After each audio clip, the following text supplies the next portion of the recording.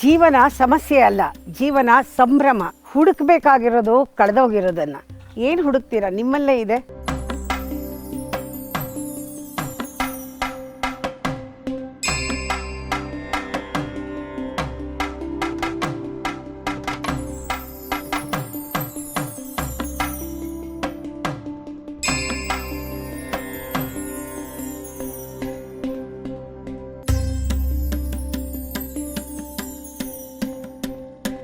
ಅಮ್ಮ, ನೀವು ಗಾರ್ಗಿ ಗ್ರಾಹಿನಲ್ಲಿ ಎಲ್ಲ ಸಿಗುತ್ತೆ ಅಂತ ಹೇಳಿದ್ರಿ. ಇವಾಗ ಅಂದ್ಕೊಳ್ಳೋಣ, ನಾಳೆಯಿಂದ ನಾನು ಗಾರ್ಗಿ ಗ್ರಾಹಿ ನೋಡೋಕ್ಕೆ ಶುರು ಮಾಡಿದೆ ಅಂತ. ಬಟ್ ನನ್ನಲ್ಲಿ ಅದನ್ನು ನೋಡ್ತಾ ನೋಡ್ತಾ ನೋಡ್ತಾ ಹಲವಾರು ಪ್ರಶ್ನೆಗಳು ಹುಟ್ಕೊಳ್ಳುತ್ತೆ. ಅದಕ್ಕೆಲ್ಲ ಉತ್ತರ ಹೇಳೋಕ್ಕೆ ನನಗೊಬ್ಬರು ಗುರು ಬೇಕಾಗತ್ತೆ. ಅನ್ಲೆಸ್ ನನಗೆ ಅದು ಅರ್ಥವಾಗುವವರೆಗೂ ಅದನ್ನು ನನಗೆ ಅರ್ಥ ಮಾಡಿಸ್ಕೊಳ್ಳೋಕ್ಕೆ ಒಬ್ಬ ಗುರು ಬೇಕಾಗತ್ತೆ. ಗುರು ಬೇಕಾ? ಫಸ್ಟ್ ಆಫ್ ಆಲ್ ನಾನು ನಿಮ್ಮನ್ನು ಕೇಳ್ತಾ ಇದ್ದೀನಿ, ನನಗೆ ಅದು ಅರ್ಥ ಆಗ್ತಾ ಹೋಗುತ್ತಾ, ಅಥವಾ ಒಬ್ಬರು ಜೀವನದಲ್ಲಿ ಒಂದಷ್ಟು ದೂರ ಕರ್ಕೊಂಡು ಹೋಗೋಕ್ಕೆ ಒಬ್ಬರು ಗುರು ಬೇಕಾ? ಮೊದಲು ನಾನು ಹೇಳಿದ ಹಾಗೆಯೇ ಯಾವುದೇ ಪ್ರಶ್ನೆ ಬರಲಿ, ಯಾವುದೇ ವಿಚಾರ ನಮ್ಮ ತಲೆಗೆ ಬರಲಿ, ಮೊದಲು ಇದಕ್ಕೆ ನಾವು ಬೇಸ್ಗೆ ಹೊಟ್ಟೋಗ್ಬೇಕು. ಬೇಸಿಕ್. ಆ ಬೇಸ್ಗೆ ಹೋದಾಗ ನಮಗೆಲ್ಲ ಉತ್ತರ ಅಲ್ಲೇ ಸಿಗುತ್ತೆ. ಹೊರಗಡೆ ಹುಡುಕಬಾರ್ದು. ಹೊರಗಡೆ ತಾರಾಡೋದು ಅಂತಾರೆ, ಅದು ಮಾಡಬಾರ್ದು. ಒಳಗೆ ಹೋಗಬೇಕು. ಬೇಸಿಕ್. ಆ 2 ಅಕ್ಷರದಲ್ಲಿ ಎಲ್ಲವೂ ಇದೆ. ಗುರು. ಅದರಲ್ಲಿ ಸಂಸ್ಕೃತ, ಅದಕ್ಕೆ ಸಂಸ್ಕೃತನ ಅಷ್ಟೊಂದು ನಾನು ಪ್ರೀತಿಸೋದು. ಅದರಲ್ಲಿ ಎಲ್ಲ ರಸ ಇದೆ. ಸಂಸ್ಕೃತ ಇಲ್ಲದೆ ಸಂಸ್ಕೃತಿ ಇಲ್ಲ, ಅಧ್ಯಾತ್ಮವೂ ಇಲ್ಲ.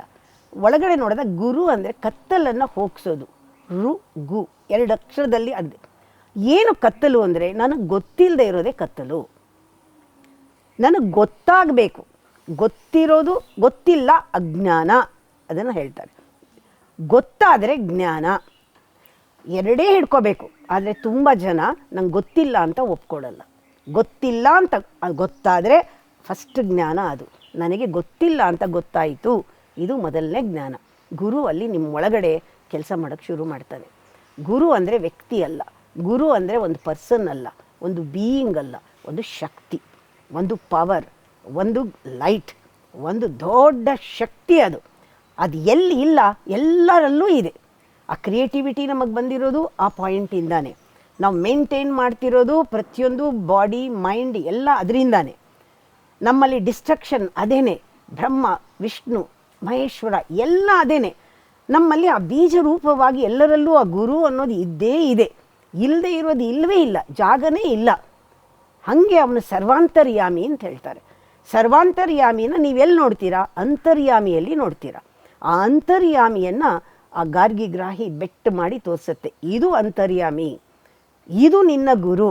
ಯಾರು ಆ ಅಂತರ್ಯಾಮಿಯನ್ನು ನೋಡೋ ಹಾಗೆ ಮಾಡ್ತಾನೆ ಅವನನ್ನು ನಂಬು. ಅವನು ಈಸ್ ಎ ಪರ್ಸನ್. ನಿನ್ನ ಹೊರಗಡೆ ಇದ್ದರೂ ಕೂಡ ನಿನ್ನ ರಿಫ್ಲೆಕ್ಷನ್ ನನ್ನ ಒಳಗಡೆ ತೋರಿಸ್ತಾನಲ್ಲ ಅವನು. ಫಸ್ಟು ನೀನು ಅವನು ಒಳಗಡೆ ಕರ್ಕೊಂಡು ಹೋಗೋ ಗುರುನ ನಿಮಗೆ ಸಿಗಬೇಕು. ಗಾರ್ಗಿ ಗ್ರಾಹಿ ನಿಮ್ಮನ್ನು ಒಳಗಡೆ ಇರೋ ಗುರುನ ತೋರಿಸೋದ್ರಿಂದ ಗಾರ್ಗಿ ಗ್ರಾಹಿನೇ ಗುರು. ಅದು ಜ್ಞಾನವೇ ಗುರು. ಅದು ಹೇಳೋ ಮಾತೇ ಗುರು. ಅದರಲ್ಲಿ ಬರೋ ಬೆಳಕೇ ಗುರು. ಅದರಿಂದ ಒಂದು ವ್ಯಕ್ತಿ ಅಲ್ಲ, ಅದೊಂದು ಆ ಒಳಗೆ ಒಂದು ಅಂತರ್ಧ್ವನಿ ಅಥವಾ ಒಂದು ಆಕಾಶವಾಣಿ ಅಥವಾ ಒಂದು ಮೆಸೇಜ್ ಫ್ರಮ್ ಗಾಡ್ ಅಂತ ತಗೊಳ್ಳಿ. ಆ ಥರ ಗಾರ್ಗಿ ಗ್ರಾಹಿ ಕೇಳ್ತಾ ಕೇಳ್ತಾ ಅಂದರೆ ಯಾರೋ ಒಂದು ಪರ್ಸನ್ನು, ಯಾವುದೋ ಒಂದು ಅಮ್ಮ ಹೇಳ್ತಾ ಇದೆ ಅಲ್ಲ, ನನ್ನ ಮೂಲಕನೇ ಅದು ಬಂದಿರಬಹುದು. ಆದರೆ ಅದು ಎಲ್ಲಿಂದನೋ ಬಂದಿರೋದು, ಅದು ಒಂದು ಇಂಟ್ಯೂಷನ್ ಅಂತ ಹೇಳ್ಬೋದು.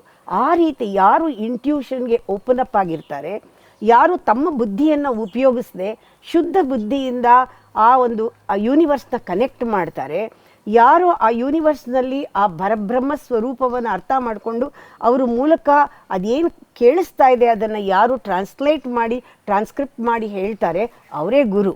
ಅವರು ಎಲ್ಲರಿಗೂ ಕರೆದು ಹೇಳೋಕ್ಕೆ ಸಾಧ್ಯ ಇಲ್ಲ. ಅವ್ರ ಮೂಲಕ ಅದು ಬಂದಿರುತ್ತಲ್ಲ, ಅದು ಅವ್ರನ್ನ ಫಾಲೋ ಮಾಡುವಂಥವರಲ್ಲ. ಯಾವ ನಿಜವಾದ ಗುರು ನನ್ನ ಹಿಂದೆ ಬನ್ನಿ ಅಂತ ಹೇಳೋನಲ್ವೇ ಅಲ್ಲ. ನಿಮ್ಮೊಳಗೆ ಹೋಗಿ, ನನ್ನನ್ನು ನಿಮ್ಮೊಳಗೆ ನೋಡಿ, ಈ ಧ್ವನಿನ ನಿಮ್ಮೊಳಗೆ ಕೇಳಿ, ನಾ ಹೇಳೋದು ಒಳಗಡೆ ಕೇಳಿಸ್ಕೊಳ್ಳಿ. ನಾನು 10 ಹೇಳ್ಬೋದು, 100 ಒಳಗಡೆ ಕೇಳುತ್ತೆ. ಇದು ರಿಫ್ಲೆಕ್ಷನ್. ಒಂದು ಲೈನ್ ಕೇಳಿದ್ರೆ ಇಟ್ ವಿಲ್ ಮಲ್ಟಿಪ್ಲೈ ಇನ್ಸೈಡ್. ನಿಮಗೆ ಅದಕ್ಕೆ ಸಂಬಂಧಿತವಾಗಿ ಹೇಗೆ ಇವಾಗ ಆರ್ಟಿಫಿಷಿಯಲ್ ಇಂಟೆಲಿಜೆನ್ಸ್ನಲ್ಲಿ ನೀವು ಚಾಟ್ ಹಾಕಿದ ತಕ್ಷಣ ಒಂಚೂರು ಕೊಟ್ಟರೆ ಇನ್ನು ಮಿಕ್ಕಿದೆಲ್ಲ ಬರುತ್ತಲ್ಲ, ಹಾಗೆ ಸರಿಯಾದ ಗುರುವಿಂದ ಬಂದ ಒಂದು ವರ್ಡ್ ನಿಮ್ಮ ಒಳಗಡೆ ಹೋದರೆ ಆ silence of the word will give you the whole knowledge about the word. ಆ ವರ್ಡ್ದು ಕಂಪ್ಲೀಟ್ ನಾಲೆಡ್ಜ್ ನಿಮ್ಮೊಳಗಿದೆ. ಆ ಥರ ಒಬ್ಬ ಮನುಷ್ಯನಲ್ಲಿ ಇಲ್ಲದೆ ಇದ್ದರೆ ಇವತ್ತು ಆರ್ಟಿಫಿಷಿಯಲ್ ಇಂಟೆಲಿಜೆನ್ಸ್ನ ಕ್ರಿಯೇಟ್ ಮಾಡೋಕ್ಕೆ ಆಗ್ತಾ ಇರಲಿಲ್ಲ, ಕಂಪ್ಯೂಟರ್ಸ್ನ ಕ್ರಿಯೇಟ್ ಮಾಡೋಕ್ಕೆ ಆಗ್ತಿರಲಿಲ್ಲ. ಎಲ್ಲವೂ ಕೂಡ ಹ್ಯೂಮನ್ ಬ್ರೈನೇ ಕ್ರಿಯೇಟ್ ಮಾಡಿದ್ದು. ನಮ್ಮ ಬ್ರೈನು ನಾವು ಹುಟ್ಟಿದಾಗಲೇ ನಮ್ಮ ದೇಹದ ಜೊತೆಗೆ ಬಂದಿದೆ. ಅದನ್ನು ನಂಬಿ ಮನಸ್ಸು ಮಾಯೆ, ಅದು ಬಂದು ಹೋಗೋದು ಇರೋದು, ಅದು ಮಾಯೆ ಆಟ. ಆದರೆ ಬ್ರೈನ್ ಇದೆಯಲ್ಲ, ಇದು ಬಹಳಷ್ಟು ಕೆಲಸ ಮಾಡ್ತಾ ಇದೆ ನಮ್ಮ ದೇಹದ ಮೇಲೆ. ಈ ಬ್ರೈನು ಮನಸ್ಸನ್ನು ಕಂಟ್ರೋಲ್ ಮಾಡಬೇಕು, ಬುದ್ಧಿನ ಕಂಟ್ರೋಲ್ ಮಾಡಬೇಕು. ಈ ಬ್ರೈನ್ ಮೂಲಕನೇ ಪ್ರಚೋದನೆ ಆಗೋದು. ಈ ಬ್ರೈನ್ ಮೂಲಕನೇ ಆ ಬ್ರೈನ್ನಲ್ಲಿರೋ ಒಂದೊಂದು ಸೆಲ್ಲು ಕೂಡ ಆ್ಯಕ್ಟಿವ್ ಆಗಿಟ್ಟಿರಬೇಕು. ಅದು ಆ ರೀತಿ ಧ್ಯಾನದಲ್ಲಿ ನಿಮ್ಮ ಮೆದುಳನ್ನು ಚೆನ್ನಾಗಿ ರೈಟ್ ಬ್ರೈನ್ ಲೆಫ್ಟ್ ಬ್ರೈನ್ ಎರಡನ್ನೂ ಸರಿಯಾಗಿ ಆರೋಗ್ಯವಾಗಿ ಬ್ಯಾಲೆನ್ಸ್ ಮಾಡಿ ಎಲ್ಲವನ್ನೂ ಕೂಡ ನಾವು ಅದು ಪರಿಪೂರ್ಣವಾಗಿ ನಮ್ಮ ಬ್ರೈನ್ನ ಉಪಯೋಗಿಸ್ಕೋಬೇಕು. ಅದೇನು ಈಗ ಎಜುಕೇಷನ್ನಲ್ಲಿ ಬ್ರೈನ್ ಉಪಯೋಗನೇ ಇಲ್ಲ, ಬ್ರೈನ್ ಕೆಲಸನೇ ಮಾಡಲ್ಲ, ಇಮ್ಯಾಜಿನೇಷನ್ ಇಲ್ಲವೇ ಇಲ್ಲ, ಯಾವುದು ಪರ್ಸೆಪ್ಷನ್ ಇಲ್ಲವೇ ಸಿಗಲ್ಲ.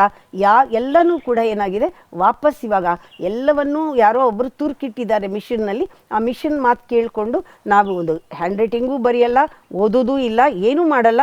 ಇದಕ್ಕೆ ಉಪಯೋಗನೇ ಇಲ್ಲ, ಎಲ್ಲ ರೆಡಿಮೇಡ್ ಸಿಗ್ತಾ ಇರೋದ್ರಿಂದ.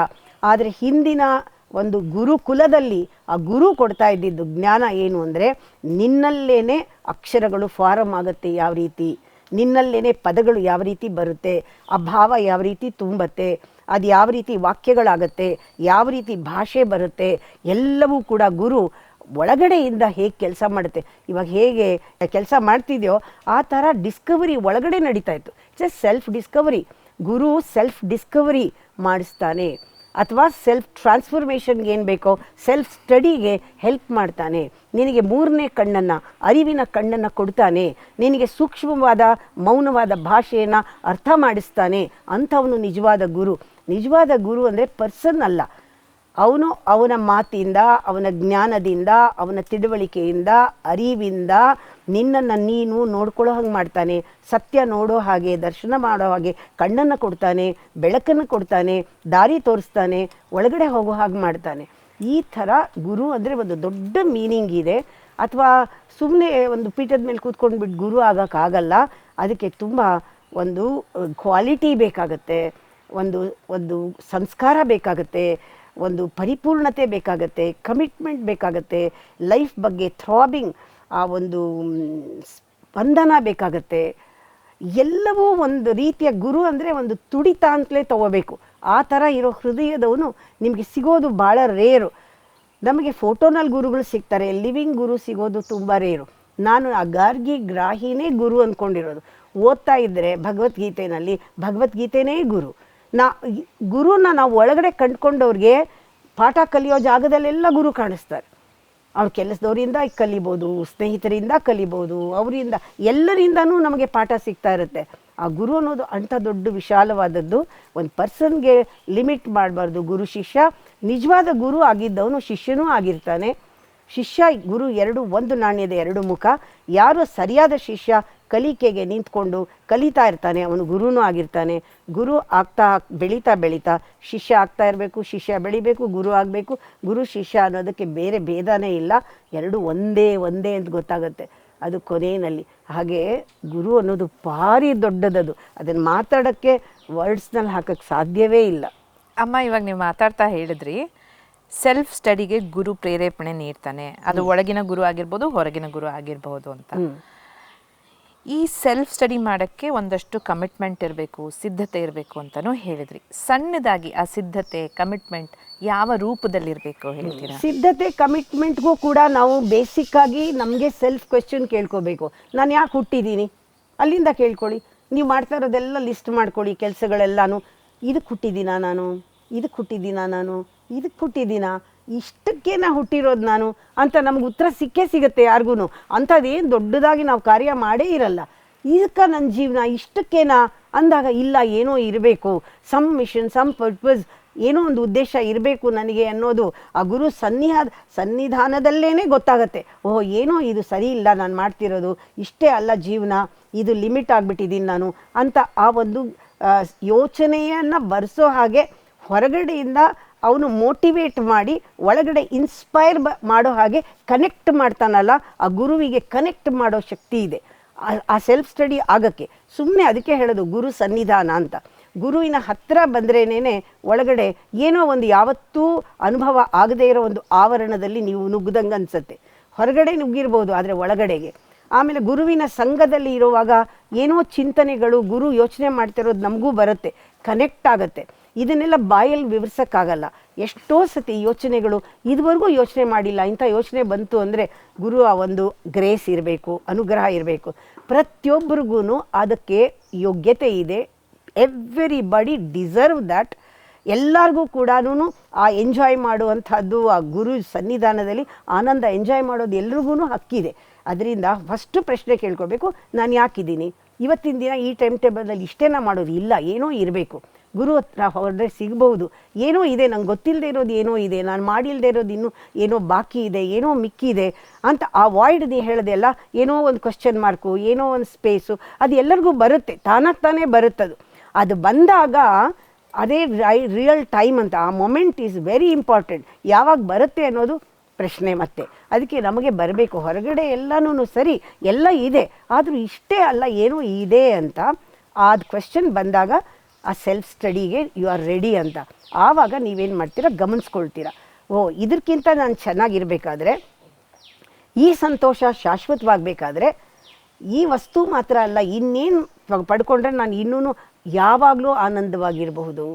ಸದಾನಂದ ಸಚ್ಚಿದಾನಂದದಲ್ಲಿ ಯಾವಾಗಲೂ ಕೂಡ ಆರೋಗ್ಯವಾಗಿ, ಯಾವಾಗಲೂ ಸ್ನೇಹದಿಂದ, ಯಾವಾಗಲೂ ಕೃತಜ್ಞತೆಯಿಂದ, ಎಲ್ಲ ಲಿಸ್ಟ್ ತಗೊಳ್ಳಿ, ಎಲ್ಲ ದೈವಿಕ ಗುಣಗಳೆಲ್ಲ ಯಾವಾಗ ನಾನು ಎಂಜಾಯ್ ಮಾಡೋದು.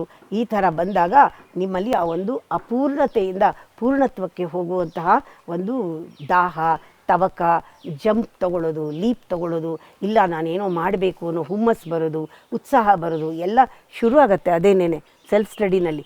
ದಟ್ ಟ್ರಾನ್ಸ್ಫಾರ್ಮೇಷನ್ನು ಪ್ರಾಣಿಗಳಲ್ಲಾಗಲ್ಲ, ಮನುಷ್ಯನಲ್ಲೇ ಆಗೋದು. ಇವತ್ತು ಟ್ರಾನ್ಸ್ಫಾರ್ಮೇಷನ್ ಆಗದೇ ಇದ್ದರೆ ಯಾವತ್ತೋ ಆಗುತ್ತೆ, ಯಾವುದೋ ಜನ್ಮದಲ್ಲಾಗುತ್ತೆ. ಆವಾಗ ಗುರು ಹತ್ರ ಬಂದಾಗ ಗುರು ಚಾಲೆಂಜ್ ಮಾಡ್ತಾನೆ, ಯಾವತ್ತೋ ಆಗೋದು ಯಾಕೆ, ಇವತ್ತೇ ಯಾಕೆ ಆಗಬಾರ್ದು. ಗುರು ಗಿವ್ಸ್ ಯು ದಟ್ ಈ ಮೊಮೆಂಟಲ್ಲಿ ಇರೋ ಎನರ್ಜಿ ಏನು, ಇವತ್ತು ನೀನು ಜಂಪಿಂಗ್ ಬೋರ್ಡ್ನಲ್ಲಿ ನಿಂತ್ಕೊಂಡು ಯಾಕೆ ಜಂಪ್ ಮಾಡಬಾರ್ದು ಅನ್ನೋ ಹೊರಗಡೆಯಿಂದ ಮೋಟಿವೇಟ್ ಮಾಡ್ತಾನಲ್ಲ ಅವನು ಗುರು. ನೀನು ಮಾಡು, ನಿಂಗಾಗತ್ತೆ, ನೀನು ಒಳಗಡೆ ಜಂಪ್ ಮಾಡು, ನಾನಿದ್ದೀನಿ ನೋಡ್ಕೊಳ್ತೀನಿ ಅಂತ. ಯಾಕೆಂದರೆ ಗುರು ಹೋಗಿ ಬಂದು ನೋಡಿದ ದಾರಿ ಅದು. ಯಾರು ಒಳಗಡೆ ಹೋಗಿರ್ತಾರೆ ಅವ್ರಿಗೆ ಗ್ಯಾರಂಟಿ ಗೊತ್ತು ಸುಲಭ ಹೋಗೋದು, ಹೊರಗಡೆನೇ ಕಷ್ಟ ಇನ್ನೂ ಅಂತ. ಆಮೇಲೆ ಹೊರಗಡೆ ಒಳಗಡೆ ಎರಡೂ ಭೇದನೇ ಹೊಟ್ಟೋಗುತ್ತೆ. ನೀವು ಹೊರಗಡೆ ಜೀವನ ಮಾಡೋದು ಚೆನ್ನಾಗಿ ಮೆಡಿಟೇಷನ್ ಆಗೋಕ್ಕೆ, ಮೆಡಿಟೇಷನ್ ಮಾಡೋದು ಹೊರಗಡೆ ಚೆನ್ನಾಗಿರೋಕ್ಕೆ. Meditation becomes part of your life, life becomes part of meditation, everything becomes meditation. ಇದು ಬರೀ ಬಾಯಲ್ಲಿ ಹೇಳೋದಲ್ಲ, ನನಗೆ ಆಗಿರೋದ್ರಿಂದ ನಾನು ಹೇಳ್ತಾ ಇದ್ದೀನಿ. ನನಗೆ ಒಂದೊಂದು ಸತಿ ಧ್ಯಾನ ಮಾಡಲೇಬೇಕಾಗಿಲ್ಲ, ಎವ್ರಿಥಿಂಗ್ ಈಸ್ ಮೆಡಿಟೇಷನ್. ನನಗೆ ಯೋಗ ಮಾಡೋದು ಮೆಡಿಟೇಷನ್ನು, ಊಟ ಮಾಡೋದು ಮೆಡಿಟೇಷನ್, ಯಾರ ಜೊತೆ ಮಾತಾಡ್ತಾ ಕೂತಿದ್ರೆ ನನಗೆ ವೇಸ್ಟ್ ಅನಿಸಲ್ಲ. ಇವಾಗ ಇಲ್ಲಿ ಕೂತಿದ್ದೀನಿ, ದಿಸ್ ಇಸ್ ಮೈ ಮೆಡಿಟೇಷನ್. ಎಲ್ಲ ಮೆಡಿಟೇಷನ್ನು. ಇದು ಬರೀ ಬಾಯ್ನಲ್ಲಿ ಹೇಳೋದಲ್ಲ, ಮೆಡಿಟೇಷನಲ್ಲಿ ಏನು ಆ ಹೈ ಸಿಗುತ್ತೆ, ಆ ಎನರ್ಜಿ ಲೆವೆಲ್ ರೈಸ್ ಆಗೋದು ಗೊತ್ತಾಗ್ತಾ ಇದೆ. ನಾನು ಮಾತಾಡ್ತಿದ್ರೆ ನನಗೆ ನಿಲ್ಸೋಕ್ಕೆ ಆಗ್ತಾಯಿಲ್ಲ, ಅದೇನೋ ಒಂಥರ ಖುಷಿ ಬರುತ್ತೆ.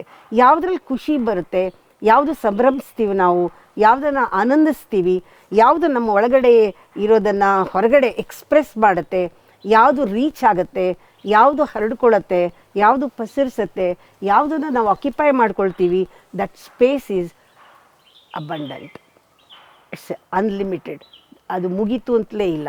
ಅದಕ್ಕೆ journey is endless, but it begins, it never ends. ನನ್ನ ಮುಂದಿನ ಪ್ರಶ್ನೆ ಏನು ಅಂತ ಹೇಳಿದ್ರೆ, ಗುಡ್ಡಕ್ಕೆ ನಾನು ಆಲ್ಮೋಸ್ಟ್ 30 ವರ್ಷದಿಂದ ಕನೆಕ್ಟ್ ಆಗಿರೋದ್ರಿಂದ, ಇಲ್ಲಿಗೆ ಬರ್ತಾ ಇರೋದ್ರಿಂದ, ಇಲ್ಲಿ ಅವತ್ತಿಂದನೂ ಯಾರ್ಯಾರೆಲ್ಲ ಇದ್ದಾರೆ ನನಗೂ ಕೂಡ ಹತ್ತಿರದವರಾಗಿರೋದ್ರಿಂದ ಅವರಲ್ಲಿ ಕೆಲವರು ಹೇಳಿರೋದು, ನಾವು ಗುಡ್ಡಕ್ಕೆ ಬರೋಕ್ಕೆ ಶುರು ಮಾಡಿದ್ಮೇಲಿಂದ, ಅಮ್ಮನ ಸನ್ನಿಧಾನಕ್ಕೆ ಬಂದ ಮೇಲಿಂದ, ಅವ್ರಿಗೆ ಹತ್ತಿರವಾದಾಗಿಂದ ನಮ್ಮ ಜೀವನದಲ್ಲಿ ಎಷ್ಟೋ ಟ್ರಾನ್ಸ್ಫಾರ್ಮೇಷನ್ಗಳಾಗಿದೆ, ಬದಲಾವಣೆಗಳಾಗಿದೆ ಅನ್ನೋದಕ್ಕಿಂತ ಏನದು ಪವಾಡಗಳು ನಡೆದಿವೆ ಅಂತಲೇ ಹೇಳ್ತಾರೆ. ನನ್ನ ಪ್ರಶ್ನೆ, ಒಬ್ಬ ಗುರುವಿಗೆ ಹತ್ತಿರವಾದ ಮೇಲೆ ಅವ್ರು ಏನೇನು ಹೇಳ್ತಾರೆ ಅದನ್ನೆಲ್ಲ ನಾವು ನಮ್ಮ ಜೀವನದಲ್ಲಿ ತೊಗೊಳಕ್ಕೆ, ಅಳವಡಿಸ್ಕೊಳ್ಳೋಕ್ಕೆ ಶುರು ಮಾಡಿದ್ಮೇಲೆ ಪವಾಡಗಳು ನಡೆಯುತ್ತಾ ಅಥವಾ ಬದಲಾವಣೆಗಳು ಶುರುವಾಗುತ್ತಾ? ಪವಾಡ ಇದು ಒಂಥರ ಎಲ್ಲರಿಗೂ ಪವಾಡ ಅಂದ ತಕ್ಷಣ ಏನೇನೋ ಆಗ್ಬಿಡಬೇಕು ಅಂತ ಅಂದರೆ ಅನ್ನೋನ್, ಅನ್ಸೀನ್, ಅನ್ನೋಬಲ್ ಎಲ್ಲ ಇವ್ರ ಎದುರುಗಡೆ ಪ್ರತ್ಯಕ್ಷವಾಗ್ಬಿಡಬೇಕು ಅಂತ ತುಂಬ ಎಕ್ಸ್ಪೆಕ್ಟ್ ಮಾಡ್ತಾರೆ. ಇದು ಪವಾಡ ನಾನು ನಂಬಲ್ಲ. ಪವಾಡ ಅನ್ನೋ ಪದ ನಿಜವಾಗ್ಲೂ ಬಹಳ, ಪುನಃ ಹೇಳ್ತೀನಿ, ಡಿಕ್ಷನರಿಲಿರೋ ಪ್ರತಿಯೊಂದು ಪದ, ನಾವು ಬಳಸೋ ಪ್ರತಿಯೊಂದು ಪದ, ಅದನ್ನು ಕೆದಕಿ ಒಳಗೆ ಹೋಗಿ ನೀವು ಎಲ್ಲರೂ ಯೂಸ್ ಮಾಡ್ದಂಗೆ ನೀವು ಯೂಸ್ ಮಾಡಬೇಡಿ. ಅದೇ ಪದ ಇರಬೇಕು, ಬೇರೆ ಬೇರೆ ನಿಮ್ಗೆ ಅರ್ಥ ಕೊಡುತ್ತೆ, ನಿಮ್ಮ ಅರ್ಥನೇ ಬೇರೆ. ಪವಾಡದೊಳಗೆ ಹೋಗಿ ನಾ ಹೇಳೋದು ಪ್ರತಿಯೊಬ್ಬರ ಜೀವನನೂ ಪವಾಡ. ನಾವಿಲ್ಲಿ ಬಂದಿರೋದೇ ಒಂದು ಪವಾಡ, ಮಿರಾಕಲ್. Life is miracle. ಮನುಷ್ಯನ ಜನ್ಮನೇ ಒಂದು ಪವಾಡ ಆ ಥರ ತೊಗೊಂಡ್ರೆ. ಅದರಿಂದ ಆ ಪವಾಡ ಆದರೂ ನಿಮಗೇನು ಗೊತ್ತಾಗಿದೆ? You are not aware of that ಪವಾಡ. ಆ ಮಿರಾಕಲ್ ಏನು ಅಂತ ನಿಮಗೆ ಗೊತ್ತೇ ಇಲ್ಲ. ಆ ಮಿರಾಕಲ್ ಆಗ್ತಾ ಇರೋದನ್ನು ಎಷ್ಟರ ಮಟ್ಟಿಗೆ ಬೆಳಗಿಂದ ಸಾಯಂಕಾಲದ ತನಕ ನಾವು ತಿಂದ ಅನ್ನ ಜೀರ್ಣ ಆಗ್ತಿರೋದು ಹೇಗೆ, ಉಸಿರಾಡ್ತಾ ಇದ್ದೀನಲ್ಲ ಅದು ಹೇಗೆ, ಇದೆಲ್ಲ ನಾನು ಹಂಗಿದ್ದವ್ರು ಹಿಂಗೆ ಬೆಳೆದಿರೋದು ಹೇಗೆ, ಇದೆಲ್ಲನೂ ನನ್ನ ಕೈನಲ್ಲಿ ನಾನೇನೂ ಮಾಡದೆ ಎಷ್ಟೊಂದು ಆಗ್ತಾಯಿದೆ. ಇದು ಪವಾಡ ಅಲ್ವಾ? ಲೈಫ್ ಇಟ್ ಸೆಲ್ಫ್ ಈಸ್ ಪವಾಡ, ಮಿರಾಕಲ್. ಎಟರ್ನಿಟಿನೂ ಎಲ್ಲ ಕೆಲಸ ಮಾಡ್ತಾ ಇದೆ ನಮ್ಮ ಮೇಲೆ. ನಾವು ಏನೆಲ್ಲ ನಾವು ಟೇಕ್ ಇಟ್ ಫಾರ್ ಗ್ರಾಂಟೆಡ್ ಅಂತ ಎಲ್ಲ ನಾವೇ ಎಲ್ಲ ಮಾಡ್ದಂಗೆ ಆ ಭಾವನೆಯಲ್ಲಿದ್ದೀವಿ. ಇಲ್ಲ, ಲೈಫೇ ಒಂದು ಪವಾಡ. ಎರಡನೇದು, ನಾನು ಎಲ್ಲರಲ್ಲೂ ಕೂಡ ಪ್ರಚೋದನೆ ಮಾಡೋದು ಏನು ಅಂದರೆ, ಎಲ್ಲರೂ ರೆಡಿಯಾಗಿ ನನ್ನ ಹತ್ರ ಬರಬೇಕಾಗಿಲ್ಲ, ಎಂಥವ್ರು ಬೇಕಾದರೂ ಬರಲಿ. ಬಾಡಿ ಎನರ್ಜಿನೇ ಬೇರೆ, ಬಾಡಿ ಲ್ಯಾಂಗ್ವೇಜೇ ಬೇರೆ, ಸ್ಥೂಲವಾದ ವಸ್ತು ಜೊತೆ ಅವ್ರು ಕನೆಕ್ಟ್ ಮಾಡೋದೇ ಬೇರೆ, ಮನಸ್ಸಿನ ಎನರ್ಜಿನೇ ಬೇರೆ, ಎಮೋಷನ್ಸೇ ಬೇರೆ. ಅದು ಕೂಡ ಲಿಮಿಟ್ ಇದೆ, ಬಾಡಿಗೂ ಲಿಮಿಟ್ ಇದೆ ಒಂದು ಲೆವೆಲ್ನಲ್ಲಿ.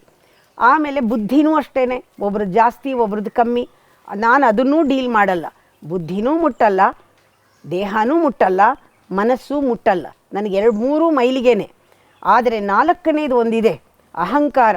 ಅದಂತೂ ನನಗೆ ಸಂಬಂಧವೇ ಇಲ್ಲ, ನಾನು ಬೋರ್ಡೇ ಹಾಕ್ಬಿಟ್ಟಿದ್ದೀನಿ. ಆ ಈಗೋ ಹತ್ರ ಡೀಲ್ ಮಾಡೋಕ್ಕೆ ಆಗಲ್ಲ, ಅದು ಕೂಡ ಇಲ್ಲ. ಅದಕ್ಕೆ ಗುರುಗಳ ಹತ್ರ ಹೋಗುವಾಗ ಈಗೋ ಇಲ್ಲದೆ ಹೋಗಬೇಕು ಅಂತ ಇದೆ. ದೇವರ ಹತ್ರ ಹೋಗಬೇಕಾದ್ರೆ ಅಹಂಕಾರ ಬಿಟ್ಟು ಹೋಗಿ ಅಂತಿದೆ. The death of ego is the birth of wisdom ಅಂತಾರೆ. ಅಹಂಕಾರ ಬಿಡು, ಅಹಂಕಾರದ ಸಾವೇ ನಿಜವಾದ ಸಾವು, ಅಹಂಕಾರದ ಸಾವೇ ನಿನಗೆ ಪುನರ್ಜನ್ಮ, ಇದೆಲ್ಲನೂ ಹೇಳ್ತಾರೆ. ಆದರೆ ಅಹಂಕಾರ ಅನ್ನೋದು ಏನು ಅಂತ ಅವ್ರಿಗೆ ಗೊತ್ತೇ ಇಲ್ಲ. ಅದು ಅಜ್ಞಾನ. ನಾನೇ ಅದು ಅಂತ ತಿಳ್ಕೊಂಡಿರೋರಿಗೆ ನಾನು ಅದಲ್ಲ ಅಂತ ಹೆಂಗೆ ಗೊತ್ತಿಲ್ಲ. ಅದೆಲ್ಲ ತಿಳಿಯೋಕ್ಕೆ ಅದಕ್ಕೆ ಅದು ಮುಟ್ಟೋದೇ ಬೇಡ. ಆ ಒಂದು ಆಯಾಮವನ್ನು ಮುಟ್ಟೋದೇ ಇಲ್ಲ, ಅಹಂಕಾರದ ಆಯಾಮ. ಅವರು ಏನೇ ನಾನಿದು, ನಾನದು, ನಾನು ಹಾಗೆ, ನಾನು ಹೀಗೆ ಏನಾರು ಹೇಳಿದ್ದು ನನಗೆ ಅದಕ್ಕೆ ಸಂಬಂಧ ಇಲ್ಲ, ಅದು ಅವ್ರು ಅಂದ್ಕೊಂಡಿರೋದು. ಆ ಆಯಾಮನೂ ಬಿಟ್ಬಿಡಿ, ಆ ಡೈಮೆನ್ಷನ್ನು ಬಿಟ್ಬಿಡಿ. ಗುರುವಿನ ಹತ್ರ ಬಂದರೆ ಒಂದು ಕಾಮನ್ ಡೈಮೆನ್ಷನ್ ಇದೆ, that is the energy dimension. ನಾನು ಕನೆಕ್ಟ್ ಮಾಡೋದು ಬಾಡಿ ಅಲ್ಲ, ಮೈಂಡ್ ಅಲ್ಲ, ಬುದ್ಧಿ ಅಲ್ಲ, ನಿಮ್ಮ ಐಡೆಂಟಿಟಿನೂ ಅಲ್ಲ. ನಾನು ಕನೆಕ್ಟ್ ಮಾಡೋದು ಎನರ್ಜಿ. ನನ್ನಲ್ಲಿ ಏನು ಎನರ್ಜಿ ಇದೆ, ನಿಮ್ಮಲ್ಲಿ ಏನು ಎನರ್ಜಿ ಇದೆ, ಎಲ್ಲರಲ್ಲೂ ಏನು ಎನರ್ಜಿ ಇದೆ, ಅದು ಒಂದೇ. ಅದು ಬೇರೆ ಅಲ್ವೇ ಅಲ್ಲ, ಕಾನ್ಸ್ಟೆಂಟಾಗಿದೆ. ಅದು ಎಲ್ಲ ಕಡೆನೂ ಇದೆ, ಅದು ಒಳಗೂ ಹೊರಗೂ ಹಬ್ಕೊಂಡಿದೆ. ಅದು ನನ್ನ ಆರಾನಲ್ಲಿದೆ. ನಿಮ್ಮ ಆರಾನಲ್ಲಿ ಕಾಣದೇ ಇದ್ದರೂ ನನಗೆ ಅದು ಒಳಗಡೆ ನೋಡಿದ ತಕ್ಷಣ ನನ್ನ ಆರಾನಲ್ಲಿ ಅದು ಕಾಣುತ್ತೆ. ನಿಮ್ಮಲ್ಲಿ ನೀವು ನೋಡ್ಕೊಂಡಿಲ್ಲ, ನಿಮಗೆ ಗೊತ್ತಿಲ್ಲ, ನೀವು ಅಜ್ಞಾನ ಇರ್ಬೋದು, ನೀವು ಯಾವುದೋ ಒಂದು ಆಯಾಮದಲ್ಲಿ ಸಿಕ್ಕಾಕೊಂಡಿರ್ಬೋದು. It is okay for me. I connect the energy. Whenever you come here you feel energetic because I provoke that energy. Energy connection ಇದೆಯಲ್ಲ, ಅಲ್ಲಿ ಹೆಸರು, ಅಡ್ರೆಸ್ಸು ಏನೂ ಬೇಕಾಗಿಲ್ಲ. Even the distance does not matter. 1000 ಮೈಲಿ ದೂರ ಇದ್ರೂ ಕೂತ್ಕೊಂಡು ಎನರ್ಜಿ ಲೆವೆಲ್ನಲ್ಲಿ ಕನೆಕ್ಟ್ ಮಾಡಿ ಇಮ್ಮಿಡಿಯೇಟಾಗಿ ಅವ್ರು ಫೋನ್ ಮಾಡಿದ್ದು ಇದೆ ಎಷ್ಟೋ ಸತಿ. ಆ ಥರ ಥೆರಪಿ ಮಾಡುವಾಗ ಆ ಎನರ್ಜಿ ಕೊಟ್ಟು ಒಂದು ಎಷ್ಟು ಚೆನ್ನಾಗಿ ಹೀಲ್ ಮಾಡ್ಬೋದು ಒಬ್ಬನ್ನು, ಎಷ್ಟೇ ದೂರ ಇದ್ರೂ. ಇದೆಲ್ಲನೂ ಕೂಡ ನಿಜವಾದ ಪವಾಡ ಅಲ್ವಾ? ಎನರ್ಜಿ ಲೆವೆಲ್ನಲ್ಲಿ ಕನೆಕ್ಟ್ ಮಾಡೋದಿದೆಯಲ್ಲ, ಅದನ್ನೇ ಹೇಳ್ಕೊಡು. ಗಾರ್ಗಿ ಗ್ರಾಹಿ ಇಸ್ ಫುಲ್ ಆಫ್ ಎನರ್ಜಿ. ನಿಮ್ಮ ಎನರ್ಜಿ ಏನು, ನಿಮ್ಮ ಪೊಟೆನ್ಷಿಯಲ್ ಏನು, ನಿಮ್ಮ ಟ್ಯಾಲೆಂಟ್ ಪರಮಾತ್ಮ ಕೊಟ್ಟಿರೋದೇನು, ಅವನ ಹತ್ರ ಹೇಗೆ ಕನೆಕ್ಟ್ ಮಾಡೋದು, ಸೋರ್ಸ್ನ ಕನೆಕ್ಟ್ ಮಾಡೋದು ಹೇಗೆ, ಟ್ಯಾಂಕ್ ನೀರಲ್ಲ ಸೋರ್ಸಿಂದ ಕನೆಕ್ಟ್ ಮಾಡೋದು ಹೇಗೆ, ಆ ಮೇನ್ ರಿಸರ್ವಾಯರ್ ಯಾವುದು, ಇದನ್ನು ಕನೆಕ್ಟ್ ಮಾಡೋದೇ ಗಾರ್ಗಿಗ್ರಾಹಿ. ಅದರಿಂದ ಪವಾಡಗಳು ಖಂಡಿತ ಆಗತ್ತೆ. ಜೀವನ ಮಿರಾಕಲ್ಲೇ. Life is miracle.